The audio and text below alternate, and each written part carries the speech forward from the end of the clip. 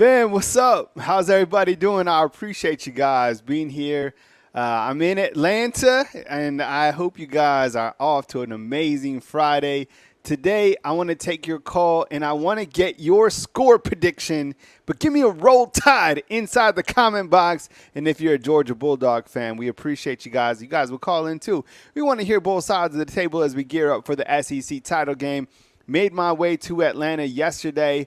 It's a little bit rainy today, so here's the schedule, and I know I am coming to you a little bit before schedule. Usually I come on 9 a.m. Central Time, but I am doing 9 a.m. Eastern Time because I do have a media opportunity. I'm going to hear from Tim Tebow, Roman Harper, Reese Davis, so I will have those interviews with great audio, great video uploaded to the YouTube channel. But I appreciate you guys being in here. In today's topic, simply the head-to-head matchup of the SEC title. I appreciate you guys being here. And, of course, we got some SEC fans all over the country, but we also have some conference championships taking place tonight. As Eric said, who do you have, Kyle, inside the comment box between Oregon and Washington? That game is taking place tonight.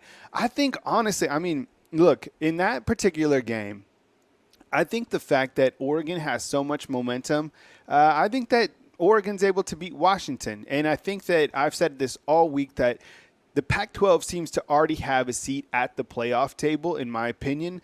Even the Big Ten, honestly, I don't think necessarily that Michigan is, and I know they're a 23.5-point favorite over Iowa, but who knows? The one thing that we do know right now is I think that the Pac-12 has a team in. That's the only real conference that has a team inside the playoffs. So I want to take your calls, and we have one call right now, but when you guys do call in tonight, or this morning, I should say, the call-in line number is 205-850-1994. Let's get your score prediction, and then also let's, kind of get your take on the game and keep it moving so we can get multiple calls, and we'll let the call-in line heat up for a little bit. Sean, what's up? We appreciate you watching from Scotland. Man, that's amazing.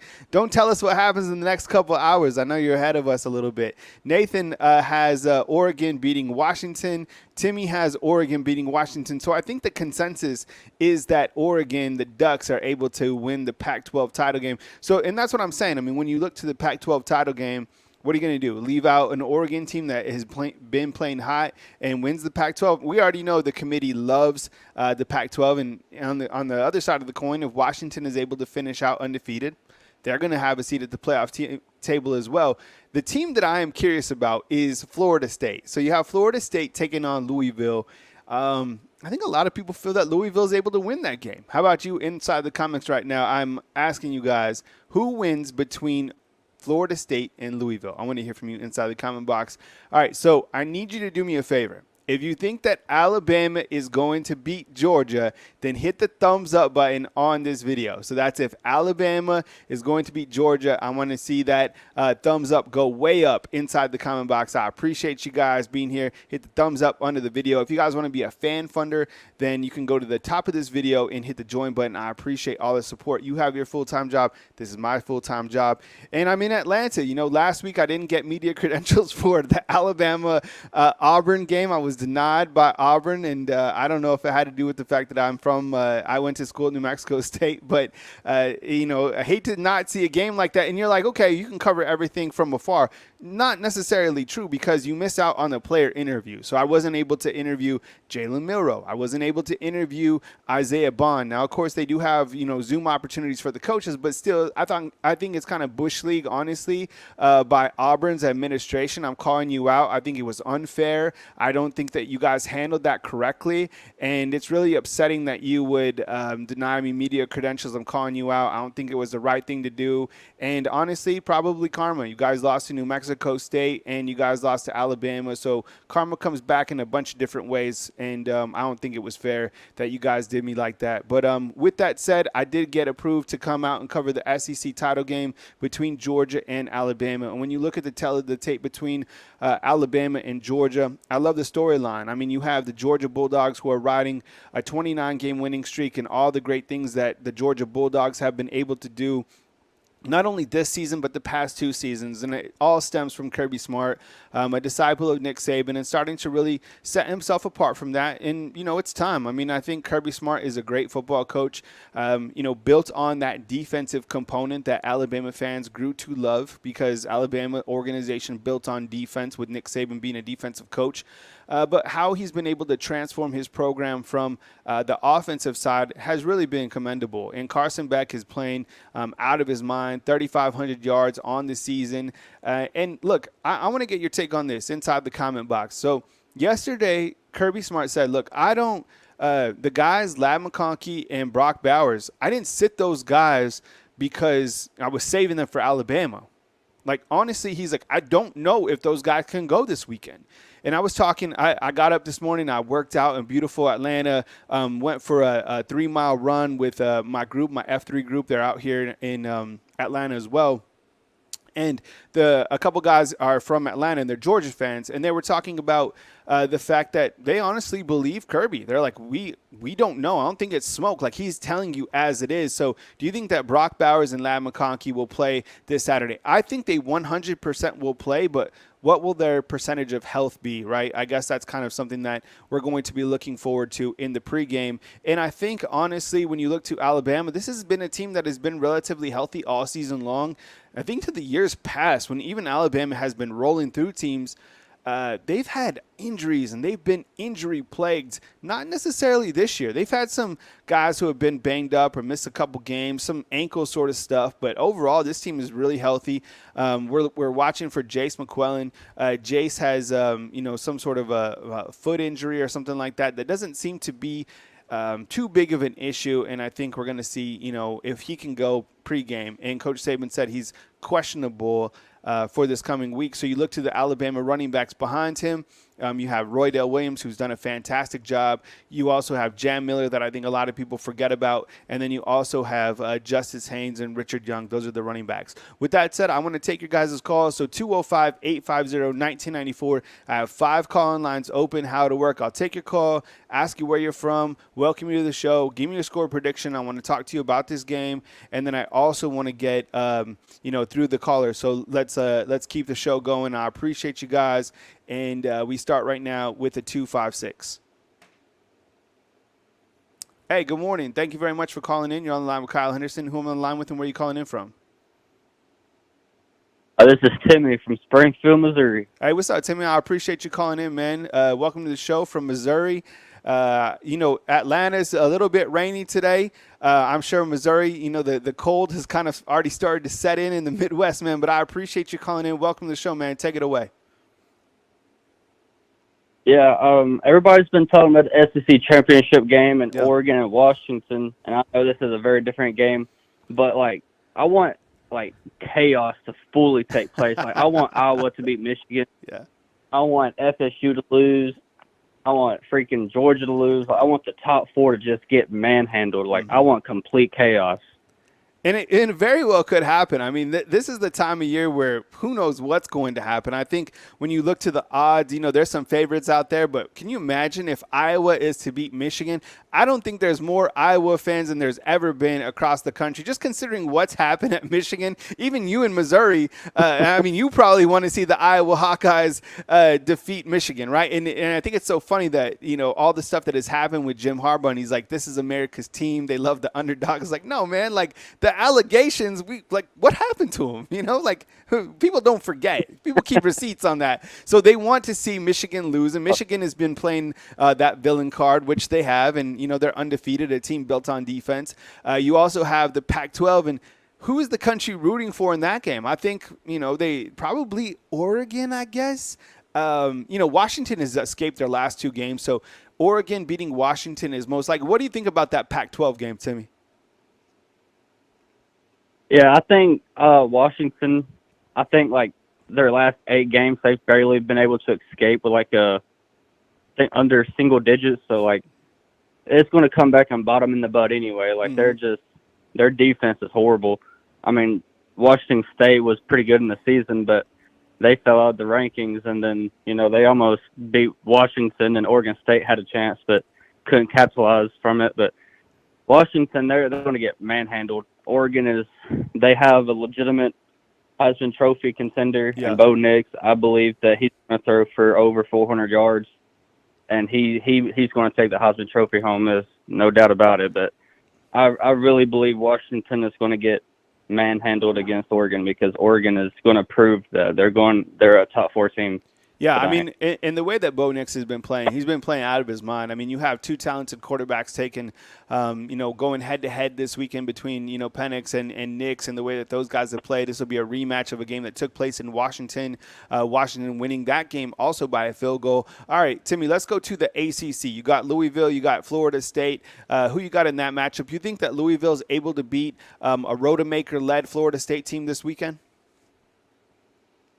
Oh, for sure. I think they're going to be riding that injury. They're going to play conservative because they don't want to go aggressive with a third string or second string quarterback that they don't really trust right now. I really believe with Jake Plummer and that running game and that run defense, to be precise, I really believe Louisville is going to pull out in a close one. I think it's going to be a 27-21 win.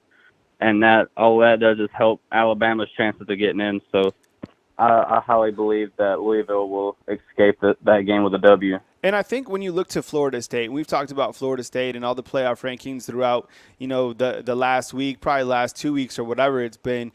I didn't feel that Florida State was a playoff team with Jordan Travis. I think they're a good football team, and the story about Florida State is really interesting, how they've been able to get back to relevancy. But in terms of a top, 4 team, I just don't think they were one. Even with Jordan Travis, they have some tremendous wide receivers. I just think that their resume isn't as strong as some of the other teams up at the top, and especially with Jordan Travis out, I just don't think that they are one of the best 4 teams. And at the end of the day, you have to get the 4 best teams inside the playoffs. Okay, let's go now to the SEC as you have Alabama taking on Georgia. The Georgia Bulldogs, I think a 6.5-point favorite, almost a touchdown now by Vegas. But we all know that the SEC championship game is paired up with the 2 best teams this year, probably in college football. You have one at number 1, one at number 8. This Alabama team has won 10 in a row.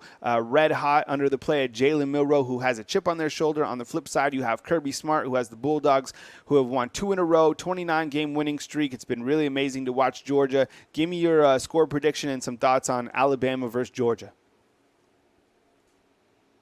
Yeah, I have Alabama winning.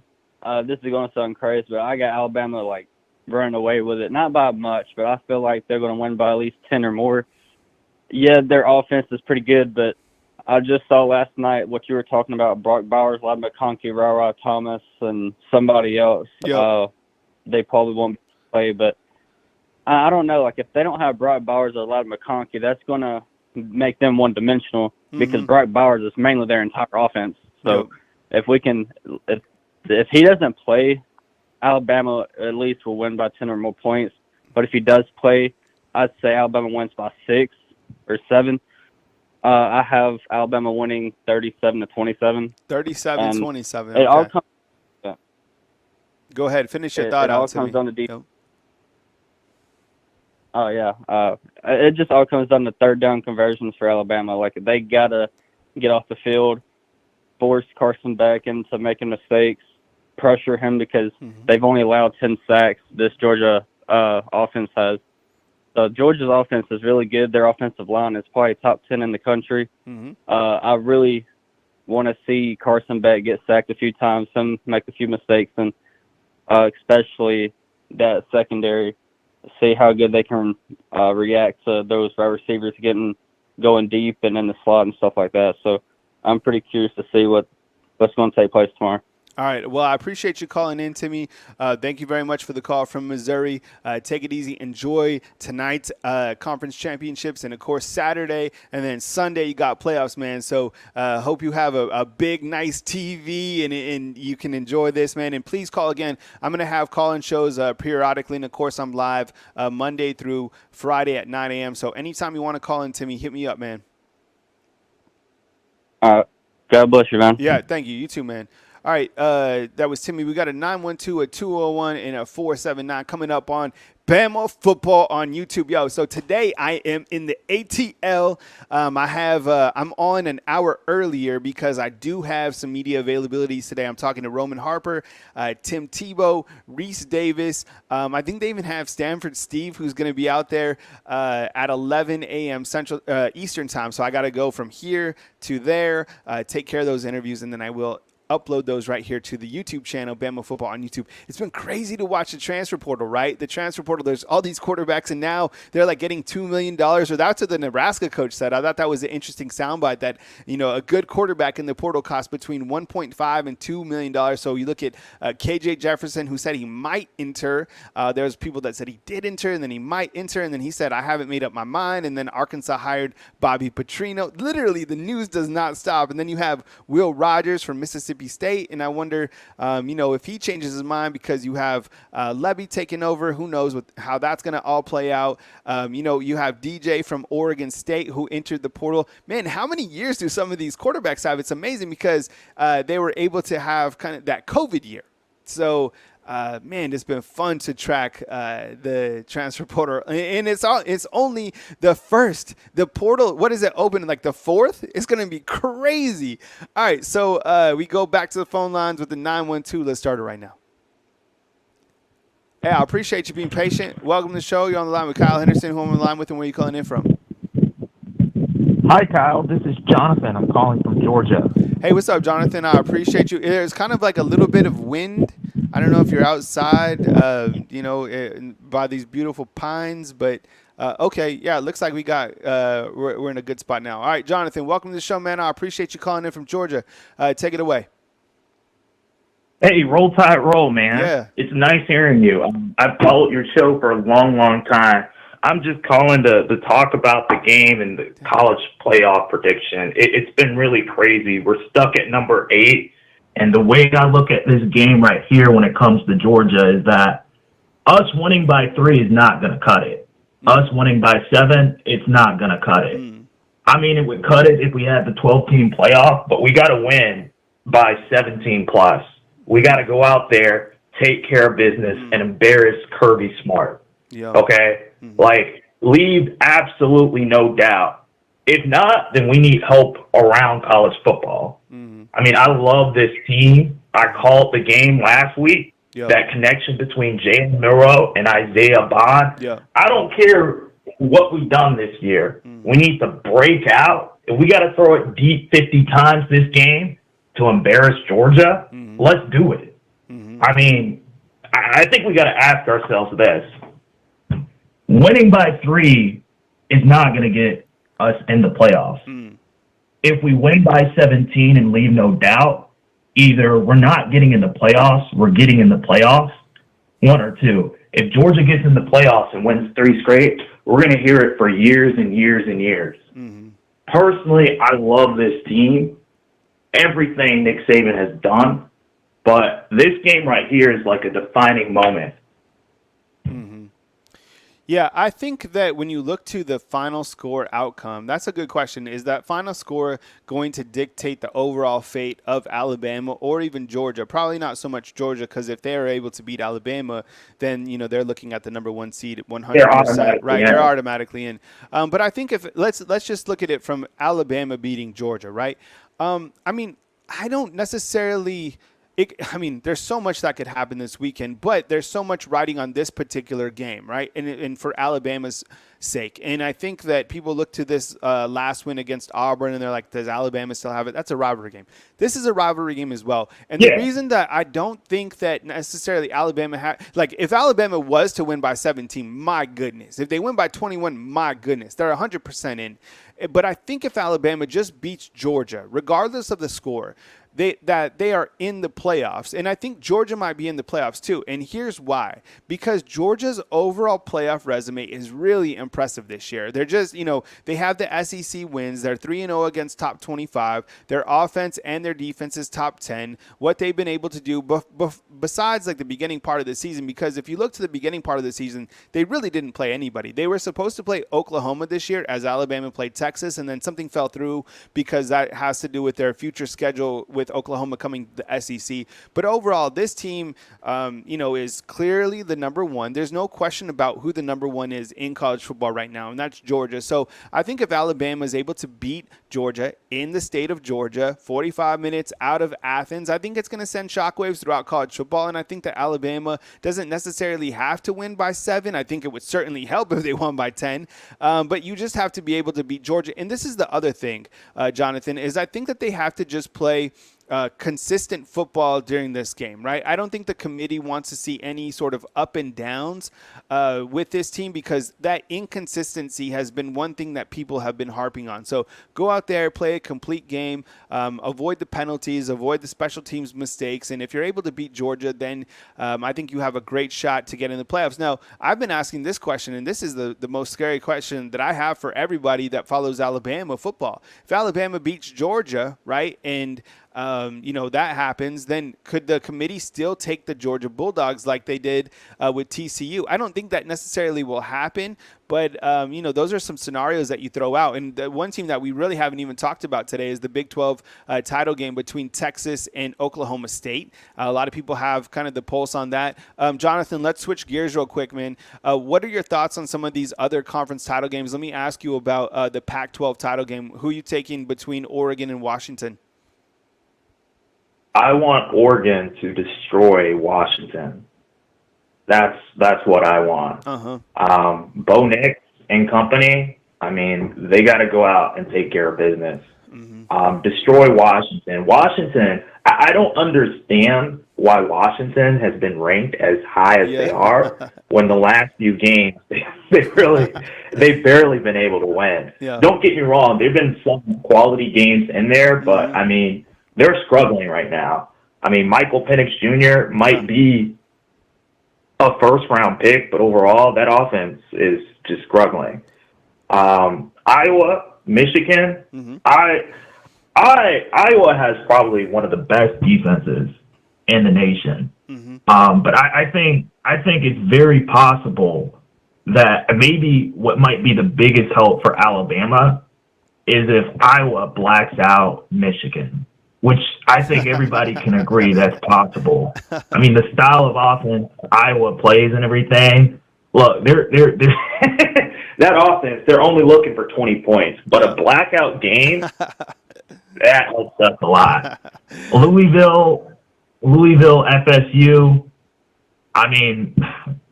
no Jordan Travis. Louisville should be able to take care of business. Sure.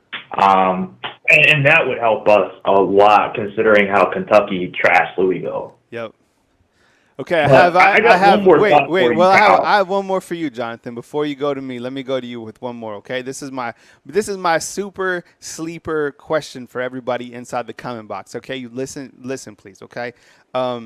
Okay, so you guys know that I graduated from New Mexico State, and they're having a nice little season, the best season that they've ever had. They've won 10 games, 10-3, led by Jerry Kill. They are playing Liberty. We haven't talked about, that conference championship that is taking place tonight in the Conference USA. Jonathan, are my New Mexico State Aggies going to be able to beat Liberty, who is a 14-point favorite over my beloved Aggies? Well, it's a former Hugh Freeze team. And last time I checked, New Mexico State's head coach has had Hugh Freeze's number for a while, so it should be no different. Even if Hugh Freeze is not there, the same personnel he recruited is there. Love it. So I think New Mexico State takes care of business. All right, love it. All right, so what you got for me? Go ahead, Jonathan. So this has nothing to do with the college football playoff. I just got to throw this out here. Okay. Do you think there's a chance Ja'Cory Brooks enters the transfer portal? Yeah, 100%. I think there's a lot of guys from Alabama that could enter the transfer portal. I think that when you start to look to the transfer portal and you start to look to roster management and organizational management, I think that there's some of the guys on the transfer portal, whether you want to admit it or not, and I'm not saying this about Ja'Cory Brooks specifically because I think that he's dealt with some injuries or whatever whatever it's been. But I think he's got bypassed by some of these players that have, started to rise up and play like juniors. The Kendrick Law, the Isaiah Bond, the Kobe Prentice, the Emmanuel Henderson, guys like that. When you look to Alabama's wide receivers, and the fact that Jermaine Burton, if he really wanted to, he could come back for another season, which is scary. You also have Malik Benson coming back. So I think when you look to the transfer portal, and this doesn't only for the wide receivers, sometimes what Alabama does is, you almost get processed by the portal, and you get passed up, and now the players have an option to go somewhere else that is better suited for them. We've seen that Trayshawn Holden was able to leave. You've seen that other wide receivers have found landing spots. JoJo Earl, a running back by the name of Trey Sanders. Those guys were able to get playing time at different programs across the country. I think absolutely there's going to be guys that enter the transfer portal from Alabama. There's probably going to be several. Last year, what was there, like 16 or something like that? That's just part of the fabric. That's just part of the fabric of college football. And Coach Saban, he even said there was only one guy from that transfer portal where he was kind of like, why did you leave? I honestly think 1 million%. We know who that guy was now. I think he was saying Aaron Anderson. Honestly, he talked about it during the LSU game. Aaron Anderson had a conversation. It was kind of weird. Had that kind of like that, because he was asked about that, and then they came back and had that little conversation. Whatever the case is, absolutely, guys are going to enter the transfer portal. It's part of it. We're going to cover it, and just because a guy enters the transfer portal doesn't mean he's automatically left, but more than likely, those guys are going to leave, and that's why I think like people who cover recruiting and stuff like that, like. Yeah, you got to take care of your recruits and your 5 stars and 4 stars. But in terms of like the coverage of college football, it's all about the transfer portal now, 100%, because you go for their immediate fills. Look how Alabama's went into the transfer portal these last 3-4 years. They've went to guys that are immediate playing time starters outside of the quarterback position last year with Tyler Buckner. But Jonathan, I got to run to my next caller. I appreciate you calling in from the beautiful state of Georgia. Please call again next time, and I really enjoyed talking with you today. All right, roll tide, roll, man. All right, roll tide, T, man. All right, Jonathan calling out from Georgia. You know what? Georgia is a really nice state. Georgia's a nice state.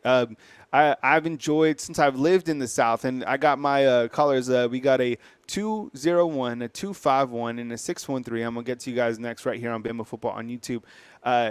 Now that I've lived in the Southeast, man, it's going to, at the end of this year, it have been 6 complete years that I've lived here. The states that are certainly that stand out to me, Georgia's beautiful. I didn't know that they had some of those mountains up on the northwestern side. They're beautiful, kind of as you work towards the Smoky Mountains and the Appalachians there in Tennessee. And Tennessee is a beautiful state. I love the mountains. And sometimes when I go to not so much Gatlinburg, man, the last couple times, it's like real kitschy and stuff. It's a nice place to visit, but there's been too many people the last time that I was there. Nice people. It's just there's other spots up in the mountains that I like, because when you go to the mountains, you kind of want to go to a place, in my opinion, that you can kind of pull away from a little bit, right? You don't want to be kind of in the city. But anyways, I think that, Tennessee and Georgia are just beautiful places. And I've always been treated so well in the city of Atlanta. Atlanta has been so friendly to me. I like coming down here, so I'm really blessed to be here for a couple days. All right, with that said, we go back to the phone lines, and we got a 201 to start right now. Hey, thanks for calling in. You're on the line with Kyle Henderson. Who am I on the line with, and where are you calling in from? Hey, Kyle, it's Adam calling from Georgia. How are you? What's up, Adam? I appreciate you joining me, man. First of all, thank you very much for all the support this year. I know you've been one of our stronger supporters, whether it's Super Chat or just calling in or inside the comment box. So thank you very much. I really appreciate you. I hope you're off to a fantastic Friday. And as we start December, man, what's on your mind, man? Take it away. Yeah, I appreciate it, and same to you. There's been a lot of discussion this week about college football playoff rankings, but I feel like there's not been as much discussion about this game. I mean, one of the things on my mind is what lessons did we learn from the Auburn game? I mean, we got gashed for 244 yards, and I'm very worried about this game because I don't know how we're going to defend against Georgia and all their weapons, and I don't know if Milroe's going to be consistent. And, I live in Milledgeville, Georgia, and I have to deal with these Georgia fans all the time, but and no death threats, please, but I just could see Georgia winning this like 31-20 or 35-24, and I hate to say that, but I was concerned after the game last week, and then when I look at their weapons, their wideouts, their defense and how good they are on the defensive line, I'm extremely worried. So I was hoping that you could make my day better by telling me why I'm wrong. Oh, I don't know if I could do that. I mean, 100%. I mean, this Georgia team is absolutely loaded, from top to bottom. And it's not only a team that's built on defense. I mean, this team has a very dangerous offense. I mean, I didn't even list Ladd McConkey here on this graphic, but he's certainly a vertical threat. And then you have Brock Bowers, who I think is probably one of the best college football players, period. This team has been able to, score a lot of points. They've been able to beat a lot of really good teams. They've been a problem for everybody. Carson Beck is a great quarterback, honestly. He's a really great quarterback. He's really underrated. And the stakes are against Alabama. Alabama doesn't have any pressure in this game other than, defeating the number one team in all of college football. And Alabama, the thing I like about it, though, Adam, is the fact that, like, if you want to be the man in anything, you got to beat the man. You got to be able to beat the beast. If you want to be the beast, and Alabama is not the beast. Georgia is. And Georgia has taken away what Alabama has had over the last 5 years. And the king of the mountain right now, the top of the college football pinnacle, is the Georgia Bulldogs and Kirby Smart. So if you want to be able to climb that mountain, you got to go through this Kirby Smart-led team, 100%. And I think it's a great opportunity for Alabama to take that throne back, to sit back on the college football mountain and a win against this Georgia team. And as you can see, all these numbers in Alabama on the left, Georgia 1,000,000% is the favorite in this game. They should win this game. With that said, it's not settled out on statistics. It's settled out on the field. And Alabama has a pretty good coach by the name of Nick Saban, who's been able to continue to keep this program on the right track despite what happened in the beginning of the season. And I think the thing about Coach Saban that he's had more than anything this year, and I think the reason why they win on Saturday is because they've had a chip on their shoulder. They've had that you're not going to win. You are not going to beat this team. And he hasn't had that since I've been here. I've been covering the team night and day since 2016. And for the most part, it's been easy to cover this team because you know what's going to happen every single outcome, right? It's like trying to figure out the storyline when Alabama, slid through these teams, but not this year. This year, this team, has been beatable. It comes down to, like Ricky is saying inside the comment box, 60 minutes of football. Alabama also has Jalen Milroe, and the way that Jalen Milroe is playing right now at the back end of the season, I think Brock Bowers is one of the best players in college football, period, the best tight end. But the overall most dangerous player in college football that we haven't even seen go full throttle is Jalen Milroe. So, it's going to be a highly contested game. This is, in my opinion, this is the national championship, 100%. It's taking place on Saturday, so if you have an opportunity to watch this game in person, you're getting a taste, maybe an early taste of a repeat of the national title game that's taking place in the ACL. What else you got, Adam? Yeah, all right. Yeah, last thing quickly. I think if I was game planning, I would try to run on Georgia with Jam Miller and Roy Dell because they gave up 200 yards to Auburn. And everyone's talking about Milroe, but I think we can run on Georgia. What do you think? I think you can. I think that Georgia can probably run on Alabama too, like you said in your opening call, which is concerning, being that Auburn almost gashed them for 250 yards, but. Look, Jam Miller, man, that is a really good running back. So if Jace isn't 100, if he's not 100%, then you sit him because you have three other running backs, and that's no disrespect to Richard Young. He's going to get his in time, but Roy Dell's ready. Jam is ready, and so is Justice Haynes, 100%. I mean, wouldn't it be amazing if you have a freshman by the name of Justice Haynes, who, by the way, is from the state of Georgia, rise up in a game like this? Big-time players rise up in big-time games. Kirby Smart was very complimentary of Caleb Downs, and how could you not be? I mean, Caleb Downs, 95 tackles as a true freshman. So, look, Alabama's got a really stacked running back room, and I think they can run on Georgia outside of Jalen Milroe. The offensive line has been doing a really good job, but look, this Georgia team is built not only to beat Alabama, but built to win another national championship. The winner of this game is going to win the national championship game. And I wouldn't be surprised, honestly. I know there's a lot of people that don't want to hear this, but I honestly feel that two teams from the SEC get into the playoffs. I don't know how. I don't know, how you can spin it, but I kind of feel that way. I know there's a huge logjam and a bunch of stuff have to happen, but if you're going off the top four best teams, you got to take Georgia, Bama. Anything else, Adam, that we got? No, I completely agree with you. Thanks for taking my call. Always a great show, and roll tide. All right, we'll talk to you, man. I appreciate you. All right, we got let's see, we got a 251, a 631, a 256, and a 256. Dr. Gonzo, what's up, man? I see you inside the comment box, man. Thank you for joining us from the Georgia fans. Flyboy Rich, what's up? I see you. Ricky Smith, Beanie. I appreciate you guys, man. What a beautiful day it is here on this December 1st from the ATL. I love Atlanta, honestly. And the thing about Atlanta that I also like, too, is I mean, some of the biggest names in hip hop came out of here, right? So I grew up listening to Outkast, Ludacris. I mean, you can go on and on about all the names that are from here. But man, who didn't, listen to Outkast growing up? My goodness. I mean, it's just, I love the vibe out here, and the people have always treated me so well. So looking forward to going down to the Mercedes Stadium tomorrow, and then I have some media stuff coming up today. But you can follow me on my Instagram, Mr. Kyle Henderson. I post a bunch of workout stuff, and then on Twitter is Bama Football, straight up on YouTube. And most of the, all the content though comes right here on Bama Football on YouTube. Dr. Gonzo say, roll turd. Bino, what's up, man? I see you inside the comment box. All right, Adam, man, thank you so much for the super chat, the 20 spot, man. You have been a great supporter, and I really appreciate your contribution this morning, man. All right, we go back to the phone line, 251. Let's start it. Hey, good morning. You're on the line with Kyle Henderson. Who am I on the line with, and where are you calling in from? Hey, man, it's Robert from Mobile. Yes. Robert, man. Talk some sense into me about this weekend's game between Alabama and Georgia. To your last caller, to help him ease his, leave his worries. Okay. You can best believe Kirby Smart knows he's going to play Saturday, the only team in college football that can beat him.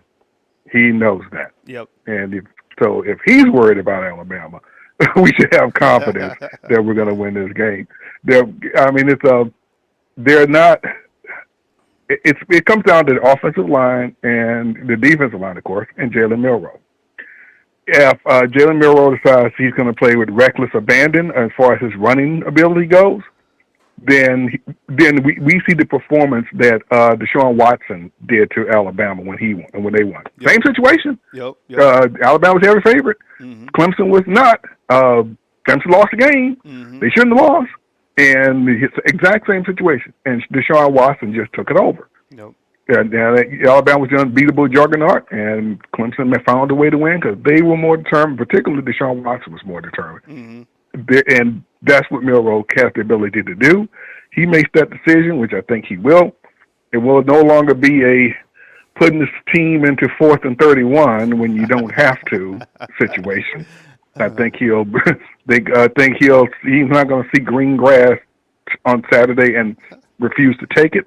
And when he does that, plants his foot down and takes off running, forget your spy. In that Auburn game against Auburn, when he allowed the spy to hold him back because they had a spy. Yeah. And not, hey, okay, I don't care if you got a spy. I'm going to get around you anyway. Once he decided he's going to get around that spy was no match for him. Yeah. But that spy proved he can stay with you. Yep. And once you establish that he can't do it, it's over. Sky's the limit. Yep. And when he did that against Auburn, sky was the limit. Mm-hmm. That spy there, no matter if you have a spy, it's like me spying Milroe. Okay, I'm the spy. I'm 57 years old. I can't keep up with you.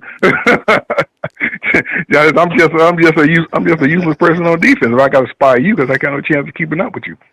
Georgia's spy proved that. Robert, and I think he can do that. Let me ask you about other X factors on Alabama's offense. Yesterday, when I was talking to my boy Ty Hayes, I actually mentioned Caden Proctor being one of the X factors, and kind of the overall play of him in this type of a game, is going to, could make or break this Alabama offensive line. But I want to ask you about the receivers specifically. Right. Jermaine Burton, Isaiah Bond, even Kendrick Law, how they've been using him in kind of some wrinkle packages. Maybe Amari Nyblack. I don't know. Like, who do you think in this game? Is it easy to say that Jermaine Burton is kind of that X factor from the wide receiver? Or you like one of these sophomores, Isaiah Bond or Kendrick Law? I'm hoping Milroe starts to key on these tight ends. Even I forgot the white guy's name, but he's good. Yeah, he's making some CJ Dupree. Right. Yeah. Start throwing the ball to them underneath. Fool Georgia with that. Mm-hmm. They're looking for you to keep throwing the deep hero ball because you do have those studs out there. Mm-hmm. And no, pick them apart. Yeah. Pick them apart underneath with those tight ends. And use our tight end the way they use their tight end. Yeah. Do that to them. Like I say, you run on them, use your tight ends on them, and then when they get frustrated, then you hit them over the top with the 007 Yep. and with Burton. Then you hit them over the top with those guys. And I'm hoping that 4th and 31 does the same for 007 that 2nd and 26 did for Devontae Smith. I hope it turns you into that kind of a player down the road. Because you got your signature play there, dude. Now you do what Devontae did with it. You take that to make you one of the best receivers in the history of Alabama football. He's got the skills, and now you got the play. So let's hopefully you take off with that. But what bugs and people, I'm sorry. Adam is also saying the utilization of Robbie Oots, which is a great addition because the way that I like Robbie Oots is kind of like Kyle Juszczyk for my 49ers, who, by the way, play the Eagles. And what's crazy about that game is the Niners are favorites when the game is in Philly. And after Philly just beat Buffalo, man, Jalen Hurts is an absolute monster in the NFL. It's neither here nor there, but the 49er game is certainly on my mind. But Robbie Oots is a guy who's an H-back / tight end that Alabama is using a couple different creative ways. Sometimes they put him to the left of Caden Proctor, kind of as an extra blocker. Robert, this Georgia team, while people have said that they are beatable, and I agree, they are beatable, this is a defensive-led team. This team is very, very good. And I think that they've shown that through the last, with 3-4 weeks of play. What are your thoughts on this Kirby Smart-led Georgia team that's trying for their 3rd title in 3 years? Yeah, and there's that pressure that's going to get to them, too, the way it got to Alabama when they got into a close one down the stretch. And here's the thing, too. Auburn ran on Georgia, and Georgia Tech ran on Georgia. Yes. And neither one. And so you throw in our athletic quarterback and with our running back, we can control the ball. Now Georgia's going to try to run on us as well. It's which team stops to run the best is going to have control of this game. Going real back to the committee, unfortunately, I disagree with you on Georgia getting in if they lose. Only, I guess if Florida State loses to Louisville. I guess that opens it up, but it just bugs me like everybody else to the hill. This emphatic love that they're showing to Oregon. Oh God! The only team that should be still in control of their own destiny if they win a championship right now is Alabama. Yeah. Oregon's resume doesn't come anywhere near Alabama's as far as the teams they've beaten. Not even close. Now, if Alabama and Oregon both had the same number of top 25 wins. Okay, yeah, then I can understand you using style points and the way you control the game as the X factor. But we don't. Alabama's played the most top 25 teams of anybody in college football. Anybody. They played 5. Lost 1. Georgia is the only one that played the next most. They played 3. Will be 4 with Alabama. I'm sorry, Alabama played 4. It'll be 5 with Georgia. And Georgia will have played 3 so far, and it'll be 4 with Alabama. Those two teams will have played the most of anybody in college football. I have Oregon's resume pulled up on the screen, a graphic I created. So if there's something else you want to see from Oregon, let me know inside the comment box. I'll add it. But 6-game winning streak, 11-1 on the season, 8-1 in Pac-12. Lost to number 3 Washington, beat number 20 Oregon State. But outside of that, as you mentioned, just 1-1 against top 25 teams this year. They are the number 2 offense in the country, style points. Number 15 overall defense in the country, style points.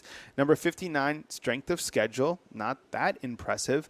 And they're a 9-point favorite to beat Washington. If Washington is so good, then why are they almost a 10-point underdog against Oregon? That is concerning. And then Bo Nix, again, minus 150 to win the Heisman Trophy. So the point in bringing up Oregon's resume is the fact that when you have Alabama's resume, which I'm about to bring up, or even Georgia's, these are some really hard-hitting resumes. Let's just look at Alabama's for sake of it. So when you look to Alabama's overall resume, 10-game win streak, 8-0 against SEC play, beat number 11 Ole Miss, beat number 13 LSU, beat number 21 Tennessee, lost to number 7 Texas. As you pointed out, Robert, Alabama 3-1 against top 25 teams. Number 48 offense, number 17 defense, number 17 strength of schedule. The play of Milroe has been phenomenal, built on a defense that has been really consistent. I mean, I guess you could look at that Auburn game and kind of poke holes at it, but they are a 6-point underdog, or 6.5 against Georgia. I mean, I think the resume head-to-head, you do have Alabama.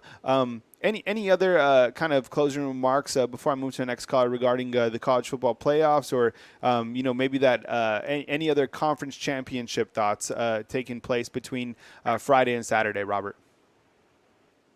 Yeah, the other thing is, I just hate that the previous caller mentioned that we all think that Alabama has to beat Georgia by 10 or whatever in order to punch our ticket. But Oregon, if they just squeak by Washington, they're supposed to be in automatically. That's just bugging me to the last degree. That's and like Stanky, like Nick Saban and them said, you're gonna leave the SEC out.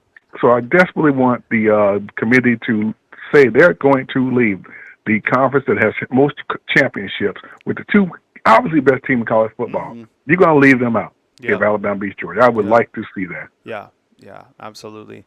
All right, Robert. Man. Well, thanks very much for calling in. I appreciate it. I hope you have an enjoyable Friday night watching college football. If you can, root for the New Mexico State Aggies. Hopefully you don't have anything against the Aggies. And then we'll catch you on our next call-in show. I appreciate you, man. All right, Robert calling in from Mobile. We got a 631-256. I'm going to try to get to you guys all before I wrap it up here on Bama Football on YouTube. Here's a look at Georgia's resume.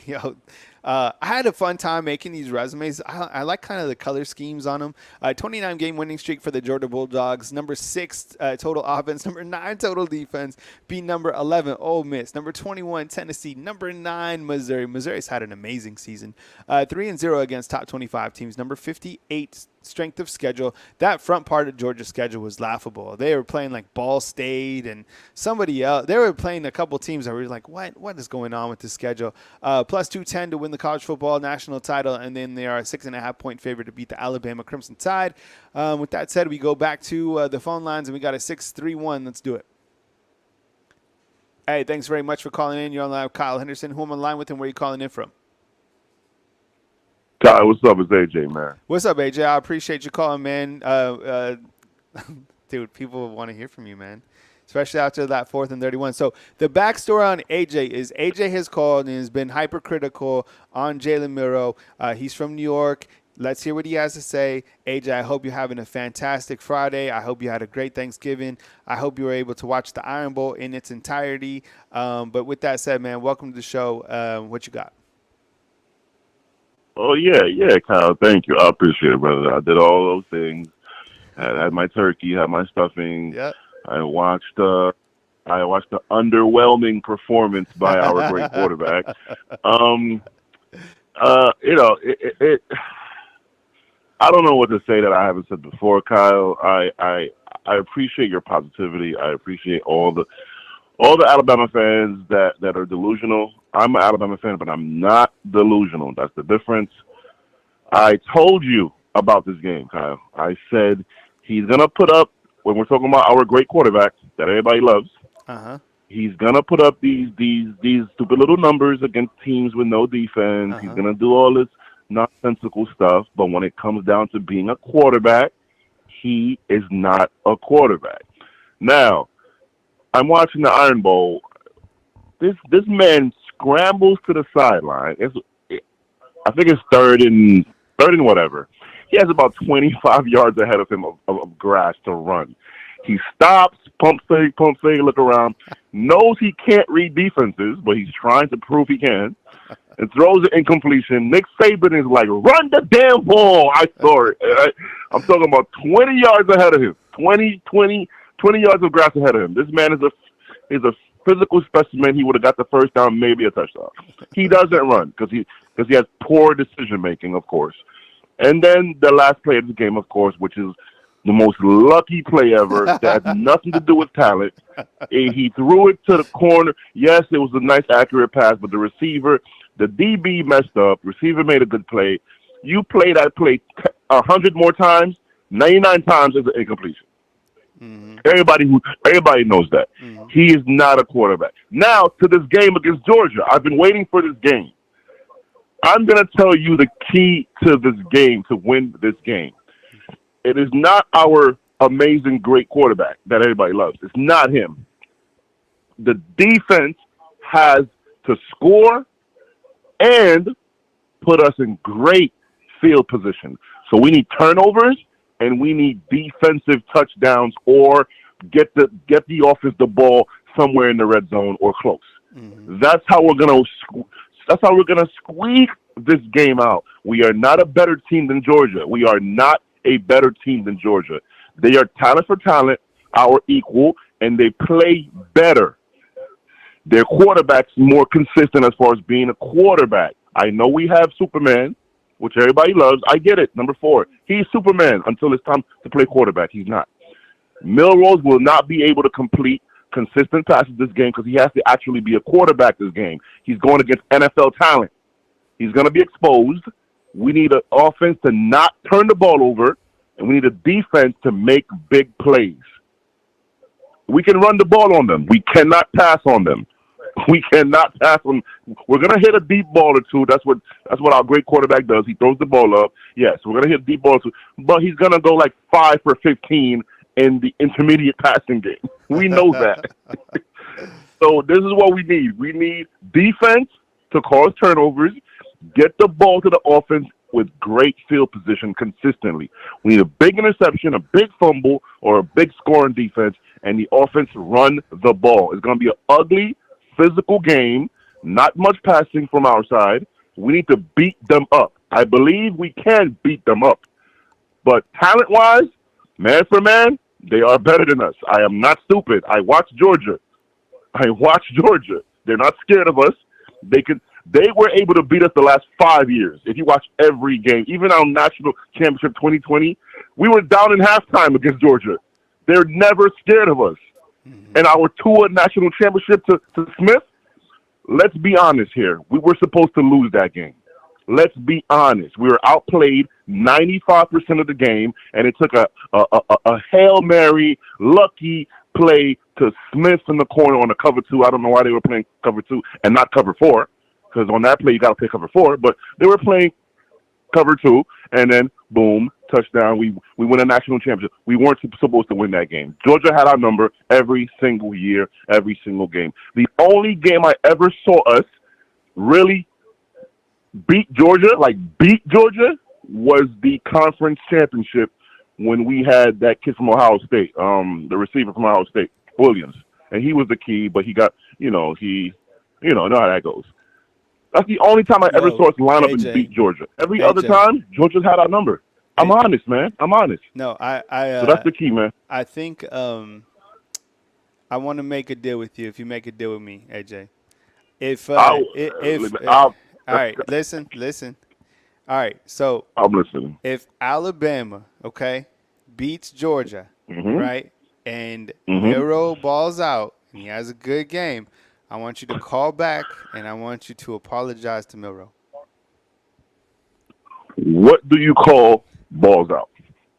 Now we have to define balls out. Okay, right? let's it's say not throwing for let's say 150. okay, no. Let's put it at this. Let's say 220 passing yards, 2 touchdowns passing, 100 yards rushing. No. That's more than balls out. That's an incredible game. No. I 100. I would 100%. I know how bad he is. No, I 100% think that those statistics are kind of the bar for Milroe in this SEC title game. I'm serious. Okay. 220 passing, 100 yards. 220 passing. Yes. 100 yards rushing. Yes. And 2 touchdowns passing. Yeah, so 3 total touchdowns.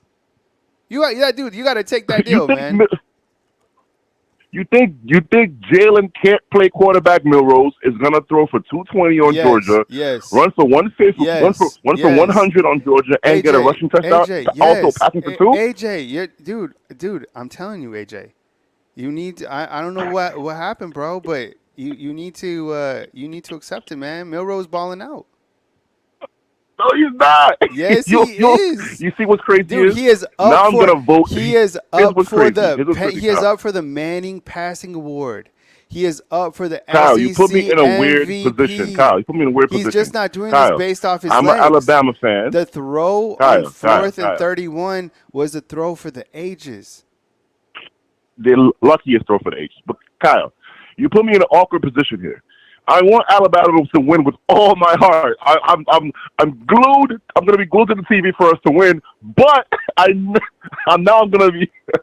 I can't stand our quarterback. He's garbage, man. No, he's not. Why can't people see that? He's garbage. He's the worst quarterback we've had since that scrambling kid. No. Oh, my. AJ, no. Jalen Milroe is horrible. No, he's horrible. AJ, you're wrong, bro. I love you, bro, but you're wrong. You know what? Tell me how to do a super chat also. I'll even super chat your chat. That's how confident I am that you're wrong. I don't know how to do super chat. You explain to me. Hit the $ in the chat box. So like Okay, when you're chatting inside the chat box, there's like a little dollar icon. But I got to run to my next caller because I'm trying to get one more in before I dip out. AJ, I got love for you, man. Don't forget our bet, Kyle. I won't, man. Don't forget our bet, Kyle. We got receipts, Kyle. man. We got receipts.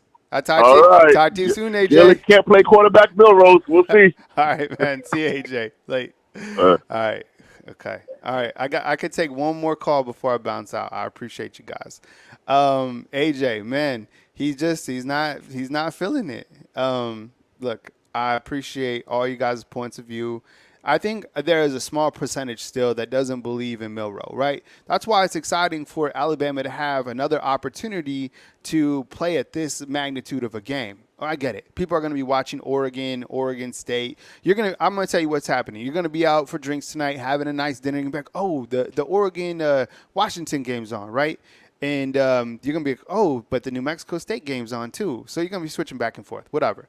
But on Saturday, all eyes, like the world is going to be watching Jalen Milroe.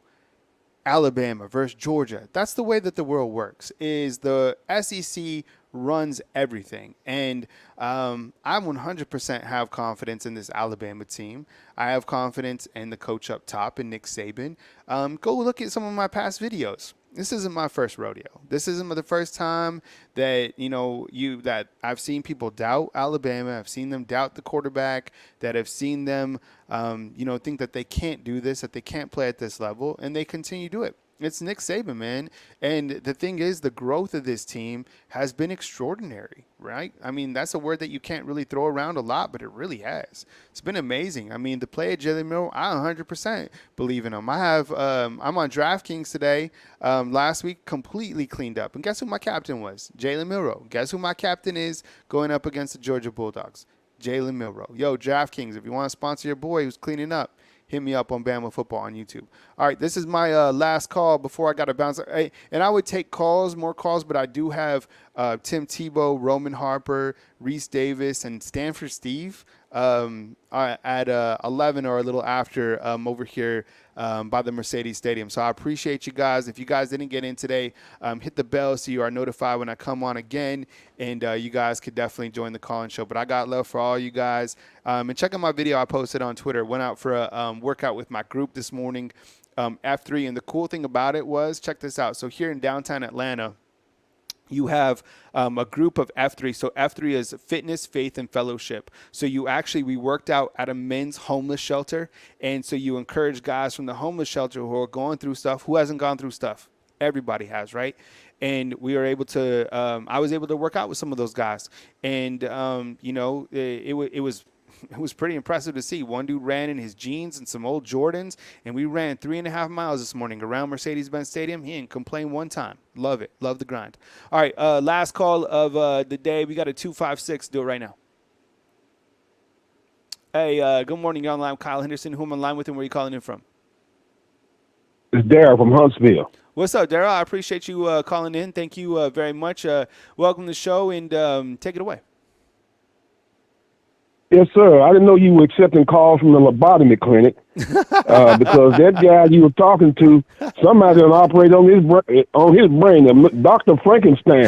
What is he talking about? We were lucky to beat Georgia. Every time we beat them, is insanity in the air?